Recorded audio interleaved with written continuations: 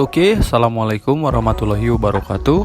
Bertemu lagi bersama gua Wakat, dan pada kesempatan video kali ini gua bakal membahas seputar hal yang perlu kalian perhatikan dan resiko apa saja yang bakal kalian hadapi ketika memprogres ikan pikok bass dari size babyan ya teman-teman. Oke, seperti biasa sebelum lanjut jauh ke videonya, buat kalian yang baru bergabung dengan channel ini, silahkan diklik tombol subscribe-nya agar gue lebih bersemangat lagi dalam membuat video-video tentang ikan hias khususnya. Dan tanpa basa-basi lagi, kita langsung saja ke videonya. Jika kita berbicara mengenai seputar progres ikan pikok bass, khususnya yang mulai memelihara dari kecil, ada suka duka yang pastinya kita hadapi karena ikan pikok bass yang masih berukuran kecil, daya tahan tubuhnya tidak sama dengan ikan pikok bass yang sudah dewasa. Oleh karena itu, mungkin jika kalian ingin memutuskan memprogres ikan pikok bass dari ukuran kecil, kalian perlu sedikitnya agar lebih ekstra dalam melakukan perawatan air khususnya, mengingat air adalah salah satu hal yang fundamental dan krusial, apalagi jika ikan pikok bass yang kalian pelihara masih makan cacing sutra. Karena pakan cacing sutra banyak sekali mengeluarkan bakteri yang bisa membahayakan ikan pikok bass yang kita progres. Indikasi tersebut bisa kita lihat ketika kita menggunakan pakan cacing sutra, banyak sekali terdapat buih di permukaan air. Hal ini tentunya berkaitan dengan kadar amonia yang bisa meningkat dikarenakan bakteri yang dihasilkan oleh cacing sutra. Dan biasanya gua mengantisipasi hal tersebut dengan cara tidak terlalu berlebihan memasukkan cacing sutra. Selain itu, tips lainnya yang gua lakukan adalah mengganti pakan cacing sutra dengan belut potong ya teman-teman. Walaupun notabene ikan yang gua progres masih berukuran 3-4 sentian.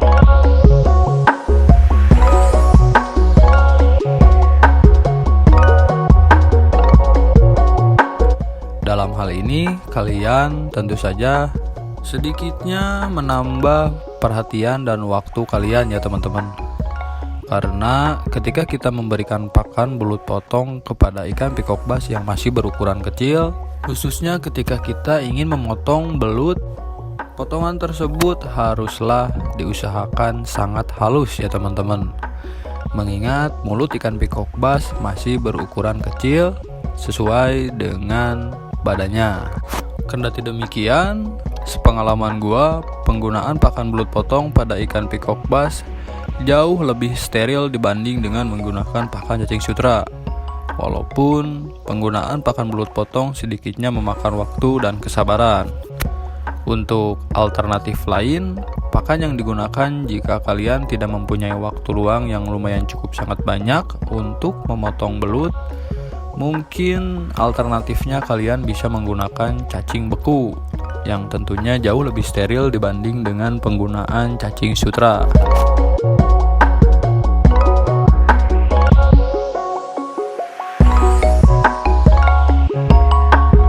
Pemilihan pakan pada ikan pikok bass yang masih berukuran kecil sangatlah krusial ya teman-teman.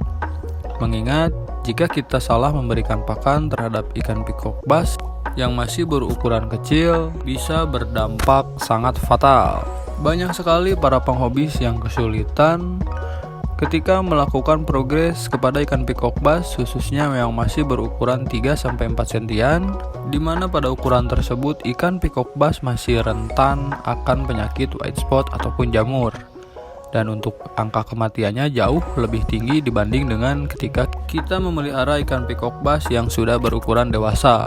Beranjak dari pengalaman gua, ketika gua memprogres ikan pikok bass yang masih berukuran 3-4 sentian, dan pada saat itu gua masih menggunakan pakan cacing sutra. Mungkin karena gua terlalu banyak memasukkan pakan cacing sutra ke dalam tank, alhasil kadar amonia di tank tersebut menjadi membludak dan mengakibatkan ikan pikok bass yang gua progres terkena white spot dan jamur. Tentu saja Setelah peristiwa tersebut, ikan peacock bass yang gua progres satu per satu mulai mati ya teman-teman. Maka dari itu, gua memutuskan untuk beranjak menggunakan pakan belut potong dibanding dengan cacing sutra.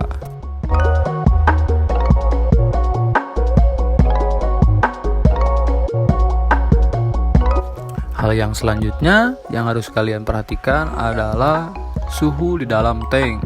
Agar suhu di dalam tank menjadi lebih stabil, para penghobis biasanya menggunakan equipment tambahan yaitu heater yang disetting di suhu 28-30 derajat.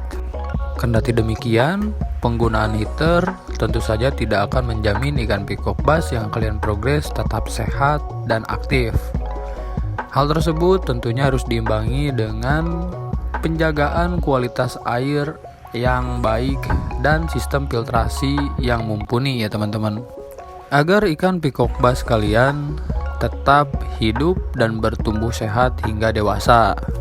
Sebenarnya untuk progres ikan peacock bass dari ukuran 3-4 cm hingga dewasa mudah gampang. Ada para penghobi yang cuek terhadap hal yang udah gue sebutkan sebelumnya, tetapi dia berhasil memprogres ikan peacock bass dari berukuran kecil hingga size dewasa. Mungkin hal tersebut bisa dikatakan hoki atau kualitas air di daerahnya masih bagus. Kendati demikian, menurut gua tidak ada salahnya kalian melakukan usaha yang lebih maksimal agar menunjang proses keberhasilan ikan peacock bass yang kalian progres tetap hidup sehat dan aktif hingga dewasa.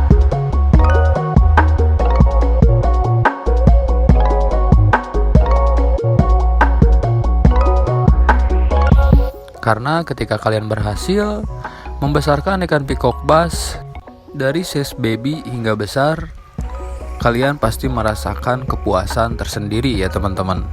Dan buat kalian yang masih gagal, jangan takut untuk mencoba lagi, dan tentunya sebelum mencoba kalian harus mengevaluasi kesalahan yang sebelumnya.